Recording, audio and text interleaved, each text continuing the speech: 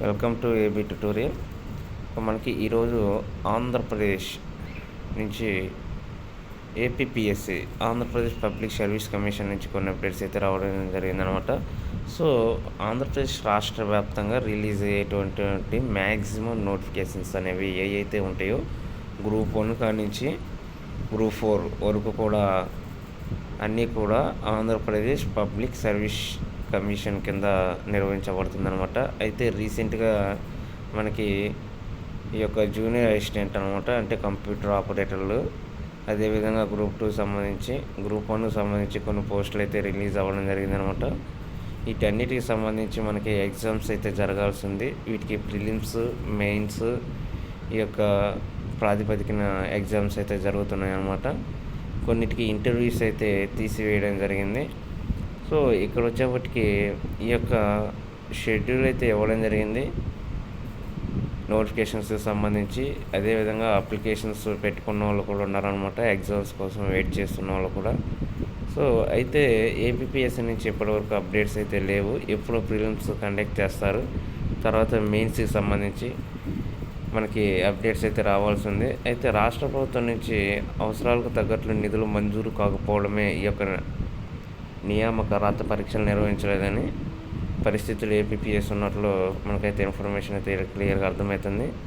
ఇక సుమారు 8 లక్షల మంది నిరుద్యోగులు ఫీజులు చెల్లించి దరఖాస్తులు చేశారనమాట. గత కొన్ని రోజులుగా రిలీజ్ అయినటువంటి ఈ యొక్క నోటిఫికేషన్స్ సంబంధించి. సో ఇలాంటి పరిస్థితుల్లో ఈ యొక్క సాధారణంగా నోటిఫికేషన్ రాత పరీక్ష తేదీలు ప్రకటిస్తారు. ఒకవేళ ఆ సమయానికి స్పష్టత లేకుంటే నోటిఫికేషన్ జారీ అనంతరం స్వల్ప తేదీలను ప్రకటిస్తారనమాట. అయితే ఇప్పుడు నోటిఫికేషన్ రిలీజ్ అయినటువంటి చాలా టైం అయినప్పటికీ ఈ యొక్క నోటిఫికేషన్స్ ప్రజెంట్ నిర్వహించాలంటే మినిమం 90 crores పైగా మనకి ఖర్చు అవుతుందంటూ ఫైనాన్స్ డిపార్ట్మెంట్ నుంచి అయితే మనకి అప్డేట్స్ అయితే రావడం జరిగింది. ఇక ఈ యొక్క ప్రక్రియ అనేది చాలా లాంగ్ టర్మ్ ప్రక్రియ అనమాట. అంత ఈజీగా కంప్లీట్ అయ్యేది కాదు. 1 by 1 స్టెప్ బై స్టెప్ అనమాట.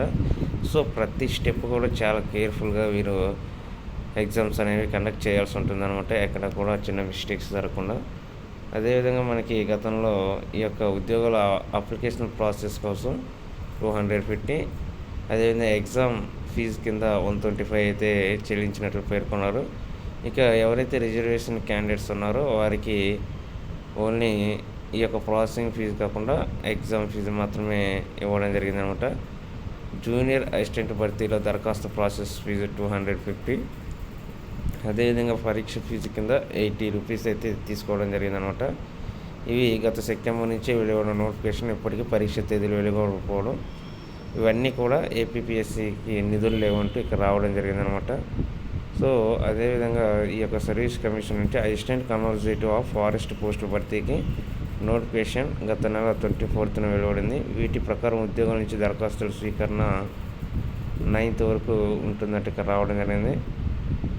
సో ఇది ప్రధానంగా ఈరోజు ఆంధ్రప్రదేశ్ పబ్లిక్ సర్వీస్ కమిషన్కి సంబంధించినటువంటి కొన్ని అప్డేట్స్ అనమాట. సో ఇలాంటి మరిన్ని లేటెస్ట్ అప్డేట్స్ కోసం ఈ యొక్క ఛానల్ని లైక్ చేయండి, షేర్ చేయండి, సబ్స్క్రైబ్ చేయండి. Thank you.